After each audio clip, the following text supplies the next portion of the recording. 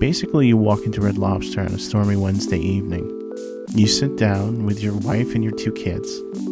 The waiter comes by to take your order as you hungrily ask for the endless shrimp. 15 minutes later, everybody's served. Your wife and kids ordered the endless shrimp as well. As the night morphs into inky blackness outside, you all talk and laugh and eat. You eat plate after plate after plate of shrimp. After a couple of hours, you and your family are stuffed. You motion to the waiter to bring the bill and look down at your plate, letting out a small chuckle. It looks like you haven't even eaten a single bit of shrimp. A curious thing, since you've been gorging yourself on shrimp constantly for the better part of 2 hours. But before you can puzzle over this small oddity any longer, the waiter bustles over to your table and hands you the bill. As you reach over to grab the check, your hand closes instead around a squishy pile of shrimp. There's no check being held out to you, just another plate of shrimp. A loud thunderclap booms outside as you look up at the waiter to ask why he brought you more shrimp instead of the check. When you're suddenly alarmed to find that it's not the waiter, but a giant human-sized shrimp in server attire staring blankly down at you.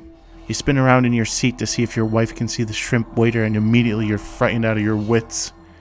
Your wife is no longer seated next to you, only another human-sized shrimp wearing your wife's dress and hoop earrings. Numb with horror, you quickly glance across the table at your 2 children. They're both shrimps. You let out a yell and another thunderclap echoes across the sky as it begins to rain. You distantly register the start of the torrential downfall outside, which sounds like large hail as you spare a sweeping glance across the restaurant. There are no humans present. There are only shrimps seated at booths, shrimps seated at tables, and even a small group of shrimps at the bar. They're all eating large platefuls of shrimp and leering at you menacingly. Your heart begins to pound in your chest like a war drum. You stumble backwards, half falling over your chair as you haste to get up. You sprint for the door and run outside into the dark, stormy night. As you dash through the parking lot and towards your car, you feel something like a giant hot raindrop hit your face and bounce off towards the ground. Looking down, you see a shrimp laying on the ground. You look across the parking lot and see puddles of shrimp collecting in the cracks in the pavement, across the roofs of the closest cars.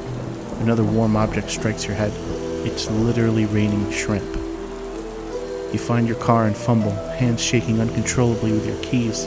Finally unlocking the car, you slip inside and engage the door locks. The human-sized shrimp from the restaurant are now congregating outside the front doors, staring across the parking lot at you. Their pale, orange-pink bodies eerily backlit from the light streaming out from the open doors behind them. You try to cram the key into the ignition, but it folds against the ignition plate and squishes in your hand. You look down. There are no car keys, only several mangled shrimp on a keyring in your trembling hand. You punch the steering wheel in frustration, accidentally setting off the car alarm. The shrimps outside the restaurant hear the noise and hungrily start to advance across the parking lot towards you. You try in vain to cram the shrimp key into the ignition, but you know it's pointless.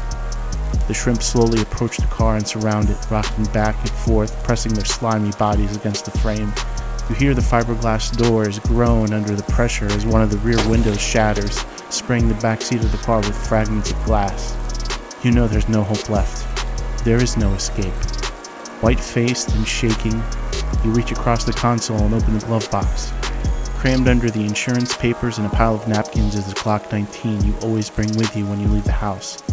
You pull the gun from its holster and pause for a fraction of a second that holds an eternity.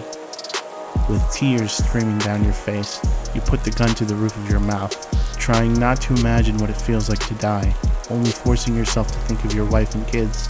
You close your eyes, then you pull the trigger. A singular shrimp comes zooming out of the barrel into your mouth. In your darkest hour, death itself refuses to end you. For death is not the end. There can only be shrimp, and they are endless.